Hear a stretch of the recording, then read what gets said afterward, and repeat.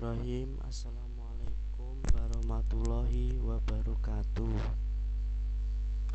Pada pagi hari ini kita akan membahas tentang jamur atau nama latinnya fungi ya, anak-anak.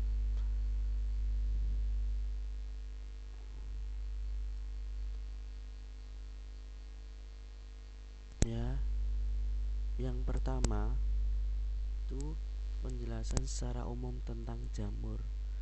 Jamur hanya hidup waktu tertentu. Dari maksud hanya hidup waktu tertentu adalah jamur tidak bisa hidup di semua musim ya. Kan di Indonesia ada 2 musim, yaitu musim kemarau sama musim hujan. Jadi jamur hanya hidup di musim hujan saja. Mungkin kalian pas di rumah atau dulu pas main di kebun pas musim hujan, mungkin kalian dapat menemukan jamur ya di kebun atau di bawah pohon bambu ya. Kemudian yang kedua yaitu lama hidup terbatas. Maksud dari lama hidup terbatas ini adalah jamur tidak bisa hidup lama ya, kayak apa ya, dibandingkan pohon. Jadi hidup jamur itu mungkin sekitar 3 atau 5 hari ya. Jadi tidak bisa hidup lama. Terus yang kedua, contoh tumpukan jerami, kayu-kayu lapuk.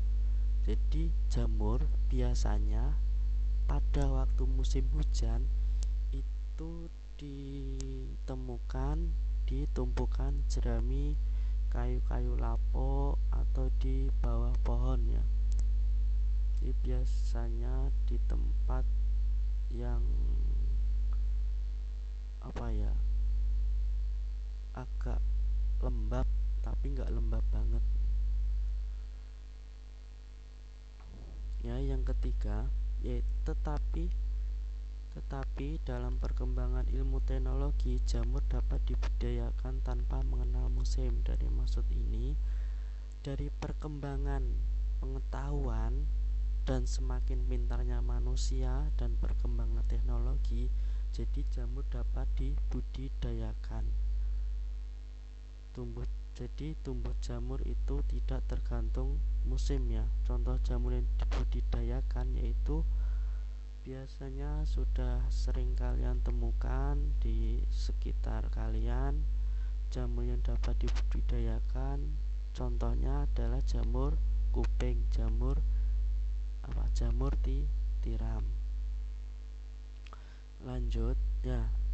Tadi adalah arti secara umum tentang jamur.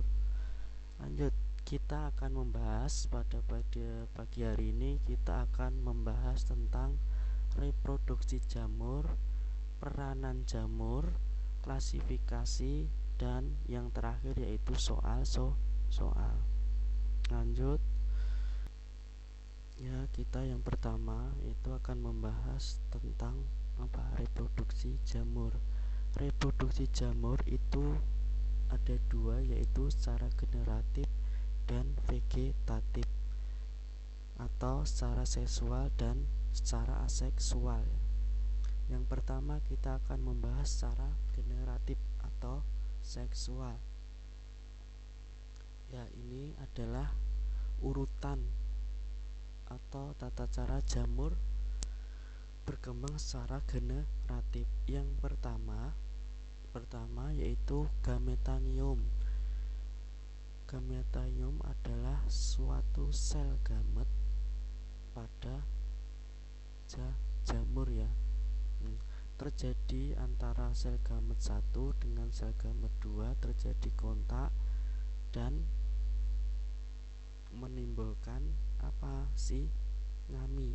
Singami ini? Yang dimaksud singami adalah persatuan antara sel 1 dengan sel 2. Nah, pada peristiwa Singami ini terjadi dua tahap. Tahap pertama yaitu plasmogami, itu peleburan sitoplasma, dan tahap kedua yaitu karyogami, peleburan inti. Setelah melalui proses singagami,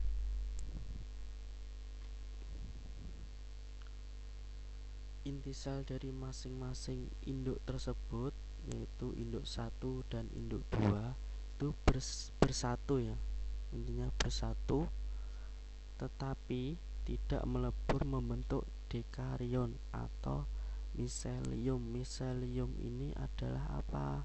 Gabungan dari hifa. Maksudnya yaitu komponen hifa itu komponen dasar jamur. Lanjut proses selanjutnya. Nah,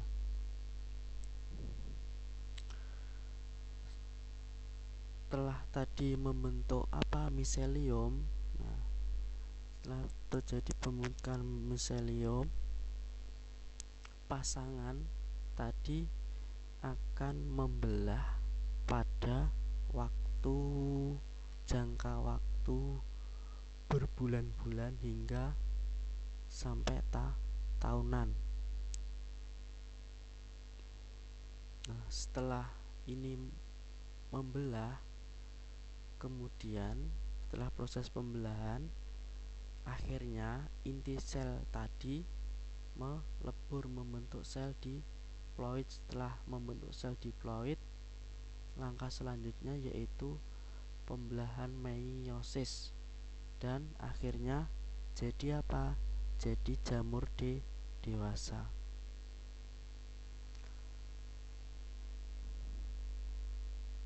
Ya, ini yang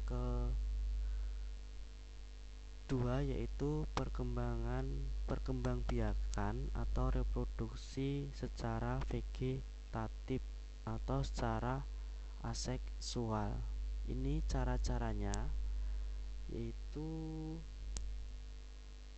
jamur ada dua, perkembangbiakan secara vegetatif yaitu dengan cara fragmentasi atau pemotongan, tapi ini Baris menjelaskan dengan cara spora ya.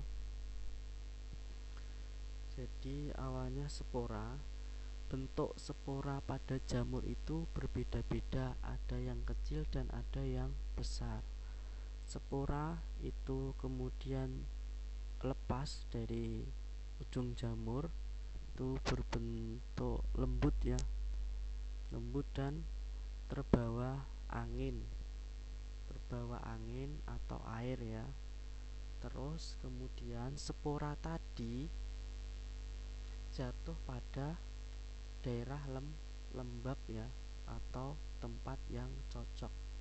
Nah, setelah jatuh di tempat yang cocok dan spora tersebut mendapatkan nutrisi yang cukup dan makanan yang cukup, terus timbul kecambah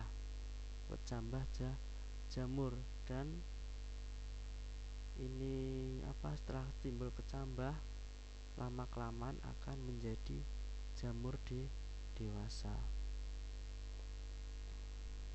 Ya, selanjutnya yaitu peranan jamur pada kehidupan manusia. Jadi peranan itu ada yang menguntungkan dan ada yang merugikan. Yang pertama yaitu menguntungkan. Jamur merang atau bahasa latinnya Fulmarella fulvacea itu sebagai bahan makanan ya. Mungkin kalian sudah pernah menemui ya jamur merang. Saudara kalian pasti ada. Yang kedua, khamir Saccharomyces, yaitu untuk pembuatan keju dan roti. Jadi roti dan keju ini dibuat dengan apa? Bantuan khamir Saccharomyces. Yang ketiga yaitu Rhizopus fulvaceae, untuk pembuatan tempe dan oncom ya. Jadi pembuatan tempe dan oncom ini dengan bantuan jamur Rhizopus wolffaceae. Mungkin tempe udah banyak semua, mungkin kalau oncom mungkin sebagian tahu dan sebagian nggak tahu ya. Mungkin ada teman kalian yang rumahnya apa ya, Jawa Barat, mungkin kalian tanya oncom pasti tahu ya. Kalau nggak salah, setahu Pak Aris, oncom itu kayak tempe. Kalau tempe kan jamuran, tumbuh jamur itu nggak enak, tetapi oncom itu tumbuh jamur, atasnya tumbuh jamur, terus jamurnya itu dibuang, nah, terus digoreng. Nah, itu namanya oncom ya. Mungkin kalau orang Jawa Barat pasti tahu. Yang kedua yaitu merugikan. Contoh yang pertama satu yaitu Abulgo adalah parasit pada tanaman ya. Jadi mungkin kalian sering lihat, mungkin yang anaknya petani atau apa ya, di depan ada tanaman yang jamuran, lah itu mungkin bisa disebabkan oleh albugo. Yang kedua yaitu Candanina sp. SP itu maksudnya spesies. Penyebabnya yaitu keputihan dan sariawan. Ya, jadi keputihan ini juga disebabkan sama Candinia, sama ini sariawan juga dari Candina. Yang ketiga yaitu pintum. Pintum adalah sebagai hama bibit tanaman ya. Nah, ini hampir sama, Abulgo sama pintum ya. Jadi sama-sama jamur yang menyerang pada tanaman. Ya, terima kasih pada anak-anak yang telah mengikuti daring tentang bab apa jamur atau fungi ya. Selanjutnya Pak Aris memberi tugas kalian yaitu soal jelaskan perbedaan reproduksi generatif dan vegetatif pada jamur. Jadi dijelaskan, setelah itu ditulis di buku dan difoto, kirim ke WA-nya Pak Aris ya. Terima kasih.